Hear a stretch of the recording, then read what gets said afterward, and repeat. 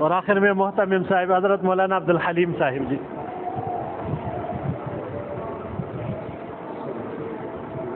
بہت شکریہ جی.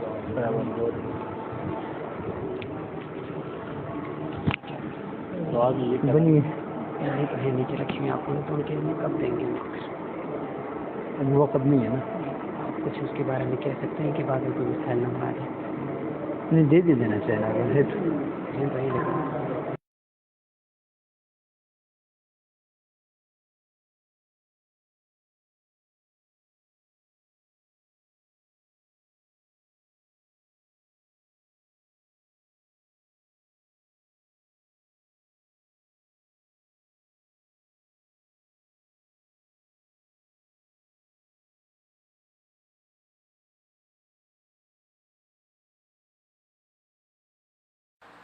کسی ایک یا ایک سے زیادہ طریقوں کو یک وقت بھی استعمال کر سکتا ہے.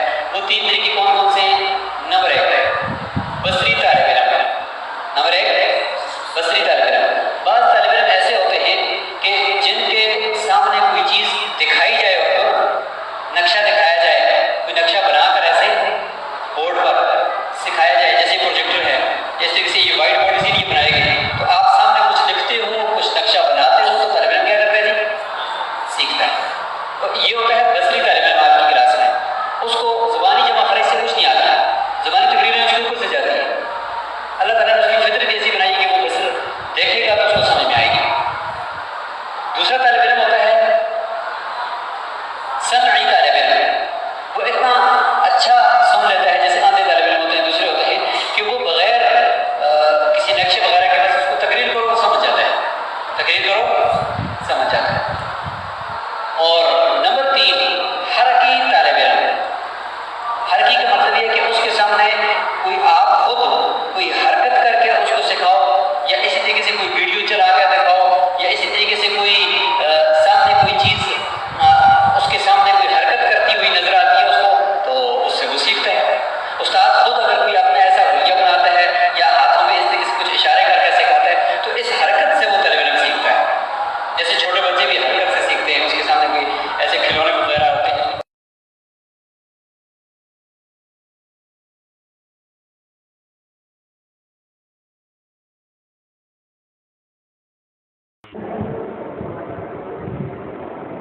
جی میثاق مدینہ دیکھیں کیسے وہ قائم کیا. میثاق مدینہ اور مہاجر اور انصاری کو جو آپس میں جوڑا، مواخات بنایا، بھائی چارہ. جی اس کے علاوہ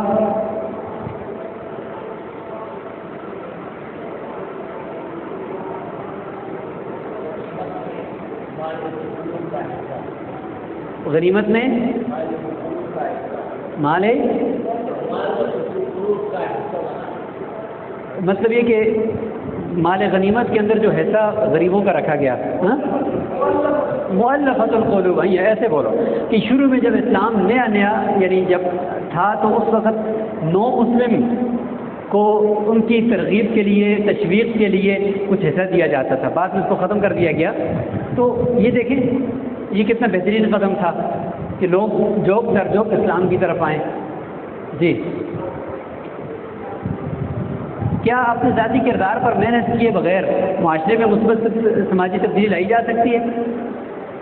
بہت مشکل ہے، کیونکہ اپنا کردار جب تک نہیں ہوگا اس وقت تک آپ معاشرے کے اندر تبدیلی نہیں لا سکتے.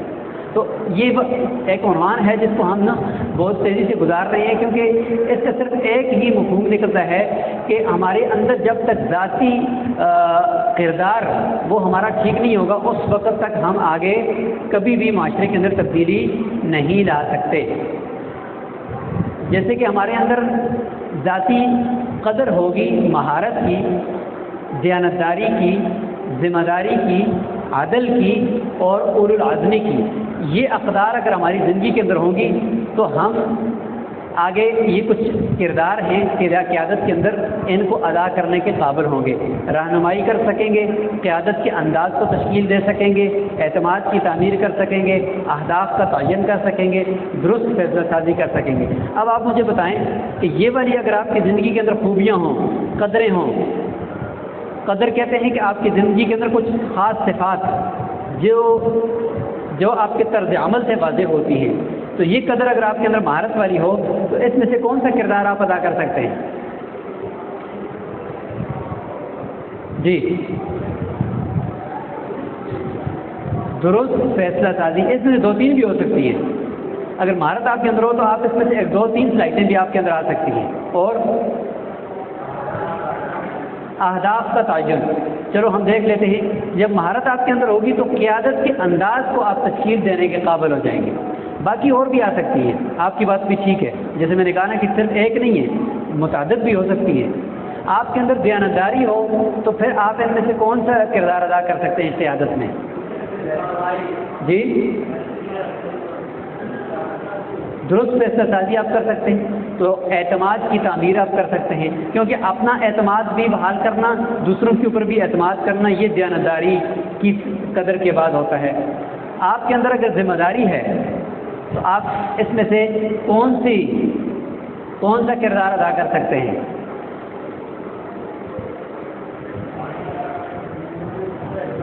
ذمہ داری اگر ہے تو پھر رہنمائی کا رویہ، بالکل ٹھیک ہے، آپ کے اندر رہنمائی والا رویہ آئے گا۔ آپ کے اندر عدل ہے تو آپ درست فیصلہ سازی کر سکیں گے، اور اگر آپ کے اندر اولو العزمی ہے تو پھر آپ بڑے بڑے اہداف کا تعین کر کے ان اہداف تک پہنچنے کی کوشش کریں گے۔ اچھا جی، اب آتے ہیں بہت ہی اہم، آج سے جو ہمارا یہ ٹاپک چل رہا ہے قیادت کا، اس میں ابھی اس کے بعد جو گفتگو ہے وہ انتہائی اہمیت کے حامل ہے۔ اس میں سب سے بنیادی چیز ہے کہ ایک سوال سے ہم سٹارٹ کریں گے تاکہ آپ متوجہ ہو جائیں کہ ایک مسلم معاشرے میں کس طبقے کی قیادت مؤثر کردار ادا کر سکتی ہے؟ جی جی، اونچے بولیں۔ مذہبی قیادت، بہت خوب، مذہبی قیادت جو ہے وہ کہتے ہیں کہ ایک مسلم معاشرے کے اندر مؤثر کردار ادا کر سکتی ہے۔ اور جی، علماء، ٹھیک ہے جی، وہی علماء کی جو قیادت ہے وہ ایک مثبت کردار ادا کر سکتی ہے۔ تو ہم چلتے ہیں کہ معاشرے میں علماء کا قائدانہ کردار، انشاءاللہ شکیل صاحب اس کو بیان کریں گے۔